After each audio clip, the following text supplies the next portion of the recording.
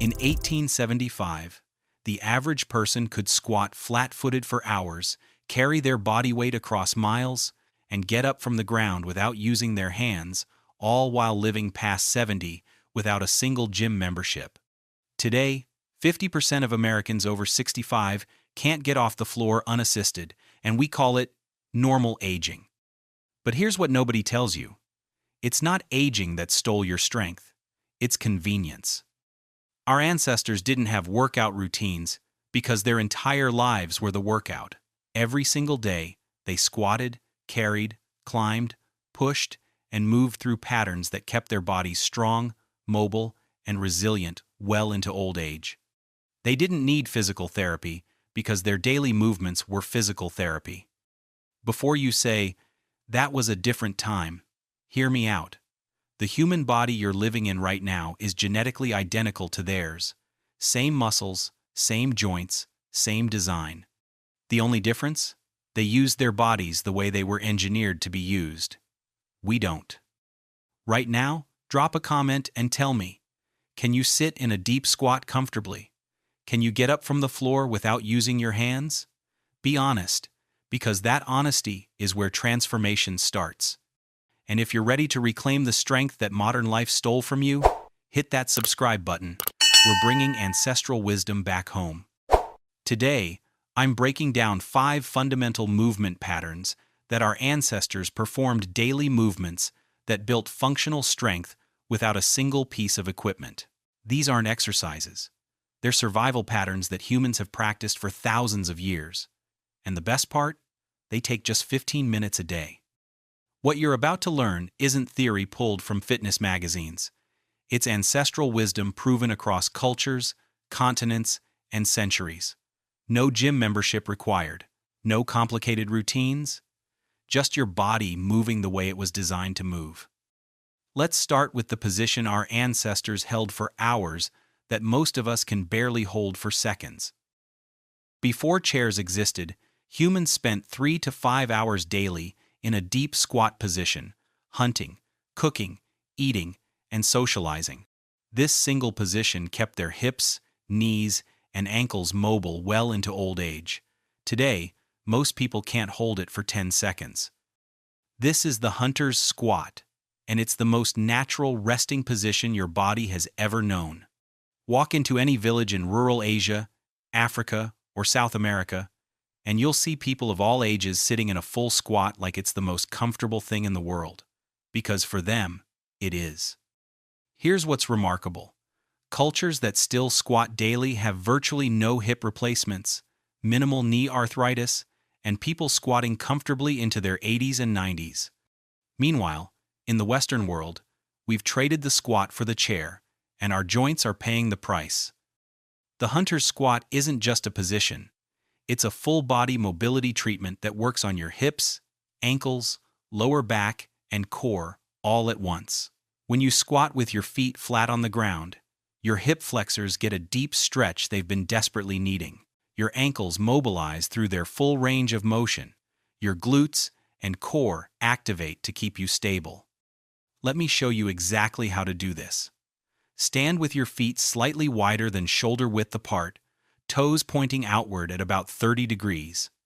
Now, slowly lower yourself down, as if you're going to sit between your legs. Keep your heels planted firmly on the ground. This is critical. Your chest should stay lifted, and your arms can rest on your knees or hang between your legs. If your heels lift off the ground, don't force them down. This means your ankle mobility needs work, and that's completely normal. Place a small rolled towel or book under your heels to elevate them slightly. This gives you the support you need while your ankles gradually adapt. Can't get all the way down? Hold onto a sturdy pole, door frame, or kitchen counter for support. Use your arms to help lower yourself and keep balance. The goal isn't perfect depth immediately. It's to challenge your body's current range of motion and expand it gradually. Here's what most people get wrong. They lean too far forward and turn this into a balancing act instead of a resting position. Keep your weight centered over your feet. Imagine you're trying to sit on a low stool that's right behind you. Your torso can lean forward slightly, but your spine should feel long, not collapsed. Start by holding the hunter's squat for just 20 to 30 seconds. Don't worry about the time, focus on the feeling. You should sense a deep stretch in your hips and ankles, maybe some work in your thighs, but nothing painful. If you feel pinching in your knees or sharp pain anywhere, come up and adjust your stance. The fascinating part about this position is how it reverses the damage of modern sitting. Every hour you spend in a chair tightens your hip flexors and weakens your glutes. The hunter's squat does the exact opposite. It opens your hips, activates your glutes, and reminds your body what natural positioning feels like. As you get comfortable, work up to holding this for 2 to 3 minutes at a time. You can practice while watching TV, talking on the phone, or waiting for your coffee to brew. Our ancestors held this position while preparing food, having conversations, and resting between activities. You're simply reclaiming what your body already knows. Now that you've restored your lower body mobility with the hunter's squat, let's rebuild the carrying strength that transported our ancestors across continents. Our ancestors didn't need core exercises. They carried water, food, children, and tools for miles every single day. This natural loaded walking pattern built full body stability that prevented falls and injuries well into their 70s and 80s. This is the farmer's carry walk, and it's arguably the most functional strength pattern you can practice. Think about it. Hunter-gatherers carried game back to camp. Farmers hauled harvest from fields. Every culture throughout history has carried loads as part of survival. Your body is engineered for this. Here's what makes the farmer's carry so powerful. It forces your entire body to work as one integrated unit. Your grip has to hold the weight. Your shoulders have to stabilize. Your core has to resist rotation and keep your spine aligned. Your legs have to propel you forward while maintaining balance. All of this happens simultaneously, just like it did for our ancestors. Recent studies show that loaded carries improve balance scores in older adults by 30 to 40% after just 8 weeks. They also build bone density in the spine and hips, exactly where we need it most to prevent fractures. This isn't just strength training. It's fall prevention and longevity work disguised as a simple walk. Let me break down exactly how to do this safely and effectively. Start by finding 2 objects of equal weight. This could be 2 gallons of water, 2 heavy books, 2 dumbbells if you have them, or even 2 sturdy bags filled with canned goods. For beginners, start with 10 to 15 pounds in each hand. That's roughly 1 gallon of water per hand. Stand tall with a weight in each hand, arms hanging naturally at your sides. Your shoulders should be pulled back and down, not hunched up toward your ears. This is critical. Imagine you're trying to tuck your shoulder blades into your back pockets. That's the position you want. Now, simply walk. But here's the key.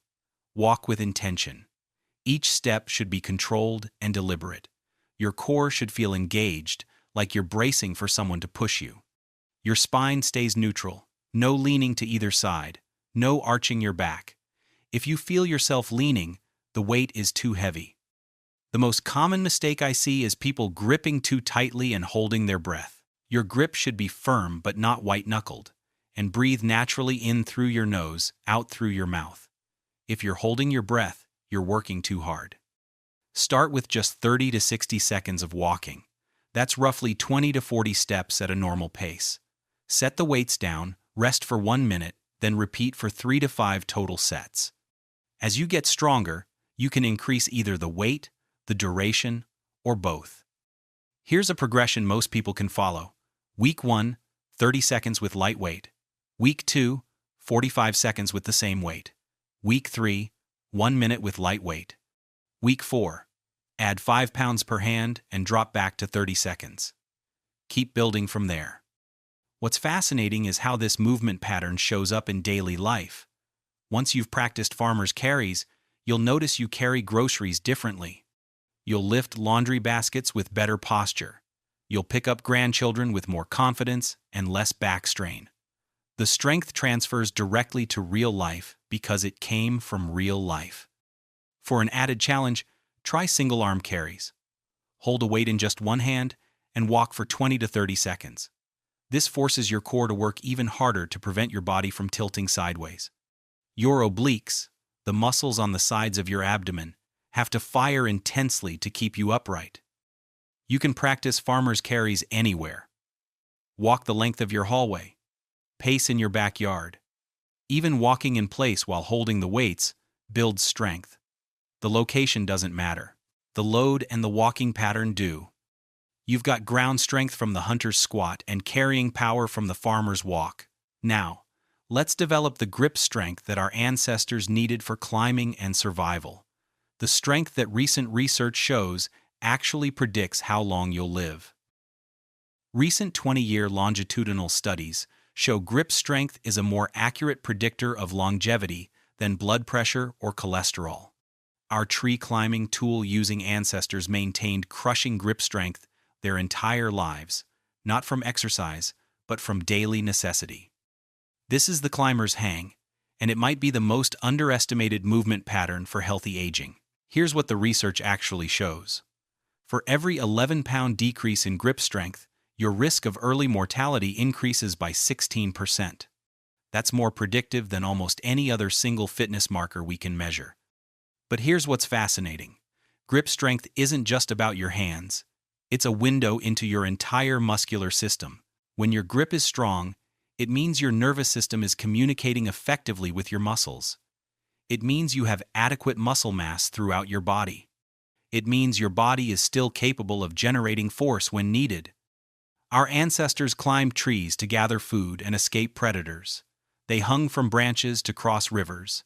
They gripped tools, weapons, and carried objects overhead. Their hands, forearms, and shoulders were constantly engaged in hanging, pulling, and supporting their body weight. We've engineered all of that out of modern life. The dead hang is the simplest way to rebuild this ancestral strength. Find a pull-up bar, a sturdy tree branch, or even a playground structure. Something you can hang from that will support your full body weight. The bar should be high enough that when you hang, your feet don't touch the ground. Here's the proper setup. Reach up and grip the bar with both hands, palms facing away from you, hands roughly shoulder-width apart. Now, simply hang. Let your body weight stretch your shoulders and decompress your spine. Keep your shoulders pulled down away from your ears, don't let them scrunch up toward your head. If you can't hold a full dead hang yet, don't worry. Most people can't when they start. Use a step stool or chair to reduce some of your body weight. Place your feet lightly on the support and hold yourself with partial assistance. You're still getting tremendous benefit, even with help. Start with just 5 to 10 seconds. That's it. Your grip will fatigue quickly if you're not used to this.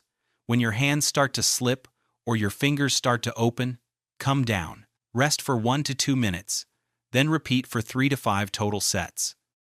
What's happening in your body during this hang is remarkable. Your forearm muscles are working intensely to maintain your grip. Your lats, the large muscles in your back, are engaging to stabilize your shoulders. Your rotator cuff muscles are firing to keep your shoulder joints secure. And your entire spine is getting gentle traction, creating space between your vertebrae. The most common mistake is trying to pull yourself up or activate too many muscles. This isn't a pull-up, it's a hang. Just relax everything except your grip and your shoulder stability. Let gravity do the work of stretching your body. Here's your progression path. Week 1. Aim for 5-second hangs, 3 sets. Week 2. Push to 10 seconds. Week 3. 15 seconds. By week 4, you should be able to hold 20 to 30 seconds. From there, work toward 1 full minute. That's the gold standard for functional grip strength. But the benefits go far beyond grip. Hanging decompresses your spine after hours of sitting and standing. It opens up your chest and shoulders, reversing the forward hunch that comes from desk work and phone use. It builds incredible strength in your upper back, the exact muscles you need for good posture. Studies on hanging for shoulder health show that people who hang regularly have significantly less shoulder pain and better range of motion than those who don't. The gentle traction creates space in the shoulder joint, reducing impingement and inflammation. You can practice this daily. A quick 10-second hang in the morning wakes up your nervous system. Another hang in the evening releases the day's tension. Some people hang from a doorway pull-up bar every time they walk through a certain doorway. Make it a habit, not a workout. With upper body strength established through the climber's hang, let's master the movement pattern that determines independence, getting down to the ground and back up again without assistance. The ability to get up from the floor unassisted is the single greatest predictor of functional independence in older adults. Our ancestors went from ground to standing hundreds of times daily. Most modern people avoid the floor entirely and pay for it with lost mobility. This is the ground flow, and Brazilian researchers discovered something shocking when they studied this movement. They developed a simple test.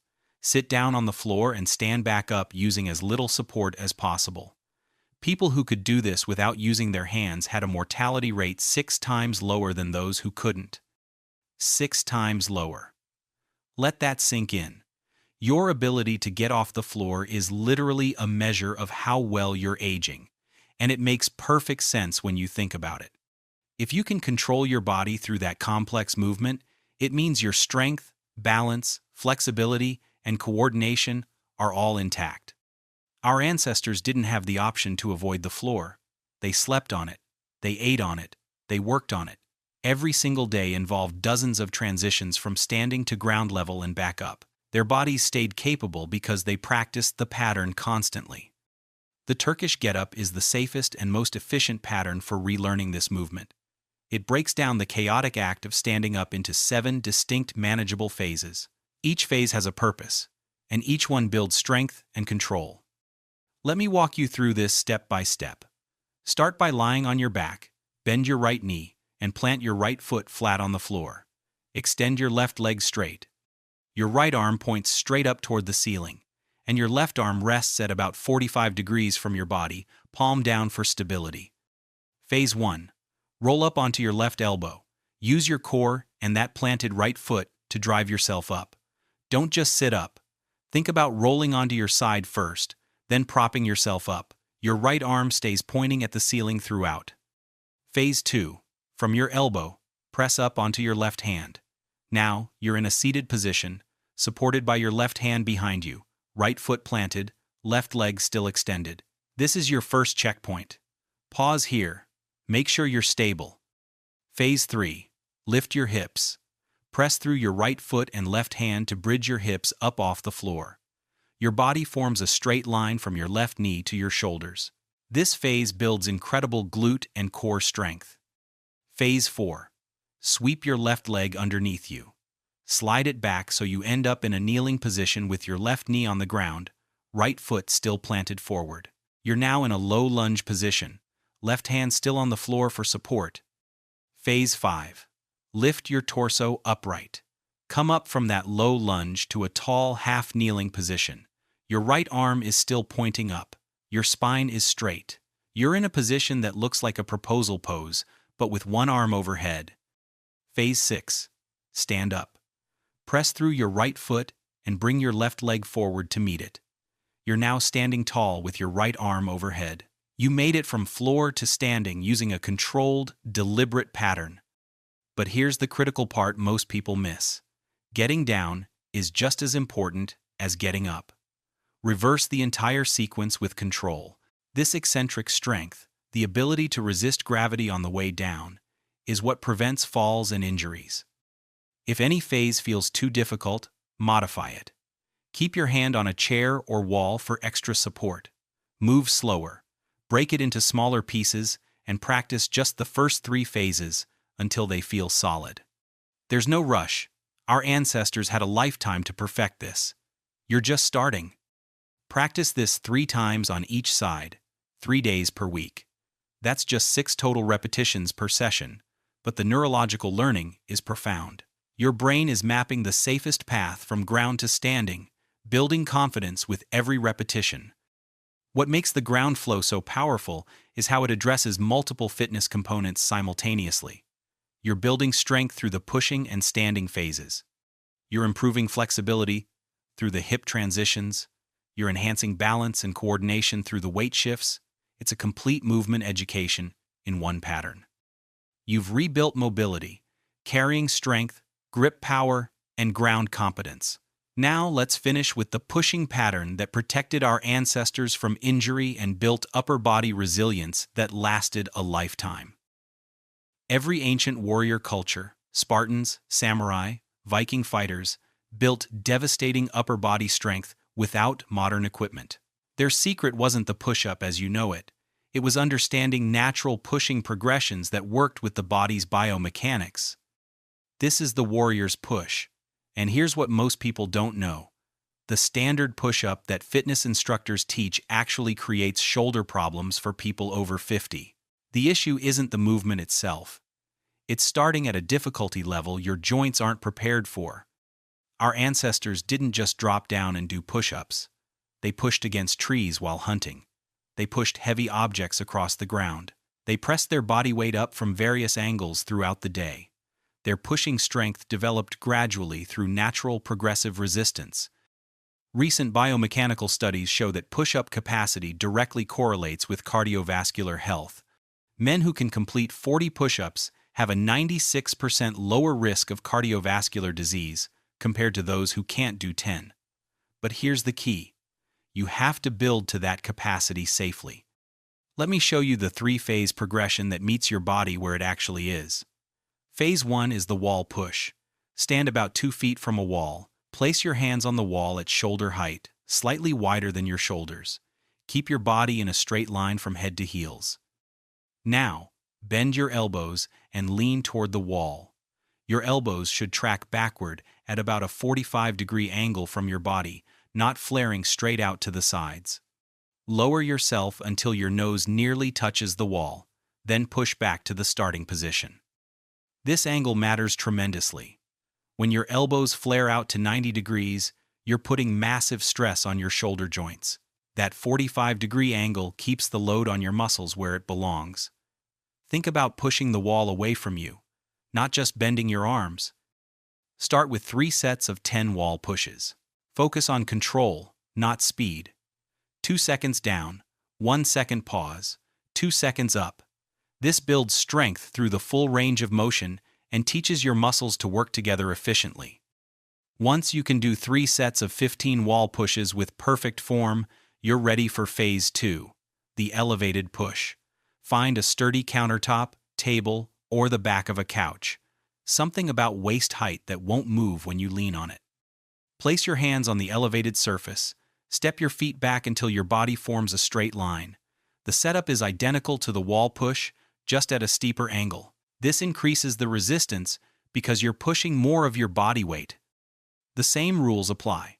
Elbows at 45 degrees, controlled tempo, full range of motion. Lower yourself until your chest nearly touches the surface, then push back up.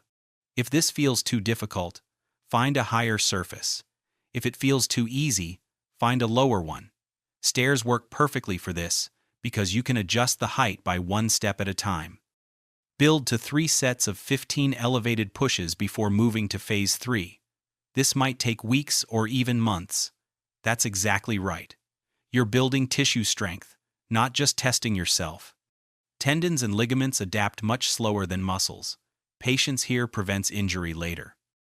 Phase 3 is the floor push, but with a critical modification most people skip. Start with your knees on the ground. This isn't a lesser version. It's a strategic stepping stone that reduces the load by roughly 30 to 40% while maintaining the correct movement pattern. From your knees, hands slightly wider than shoulders, body straight from knees to head, lower yourself with control. Chest touches the floor, then press back up. Your core should feel engaged the entire time, like you're resisting someone trying to push your hips toward the floor. Here's an advanced technique that accelerates strength building. Negative-only repetitions. Start in the top position of a full push-up on your toes. Lower yourself as slowly as possible, taking 4 to 5 seconds to descend. Once you're at the bottom, drop to your knees and press back up, then return to your toes for another slow negative. Your muscles are actually stronger when resisting gravity than when pushing against it. These negatives build the eccentric strength needed for full push-ups faster than any other method. Do 3 to 5 negatives, 3 times per week, and you'll be amazed at your progress. When you can complete 3 sets of 12 push-ups from your knees with perfect form, you're ready to attempt full push-ups from your toes. But start with just 1 or 2, then drop back to your knees for the rest of the set. Gradually increase the number from your toes over weeks. You now have all 5 ancestral strength patterns, the complete system our ancestors used to build functional power without gyms or equipment. Let's put them together into a routine that fits into real life. These 5 movements aren't separate exercises. They're a complete strength system that our ancestors perform naturally throughout their day. Here's how to integrate them into 15 minutes that will transform your functional capacity. Morning sequence. Start with 2 minutes in the hunter's squat to wake up your hips and ankles. Move into 3 minutes of ground flow practice, working through that get-up pattern on both sides. That's 5 minutes that sets your body up for the entire day. Evening sequence. 5 minutes of farmer's carry walks to build core stability and grip endurance. 3 sets of warrior's pushes at whatever progression level you're at. Finish with 1 minute total of climber's hangs, broken into manageable intervals. That's 10 minutes that releases tension and builds lasting strength. Remember those people from 1875 who could squat for hours and get off the floor without their hands? You're not learning something new. You're reclaiming something ancient. Your body remembers these patterns. They're encoded in your DNA from thousands of generations who moved this way to survive. The difference between aging with strength and independence versus declining into frailty comes down to the small daily choices we make. These 5 movements are your daily choice to age on your own terms. Which movement are you starting with today? Drop a comment and tell me which ancestral pattern calls to you. And if we get 100 comments, I'll reveal the 6th movement our ancestors used to build cardiovascular endurance without ever running a single mile. If this opened your eyes to what's possible, hit that subscribe button. Your stronger future starts right now.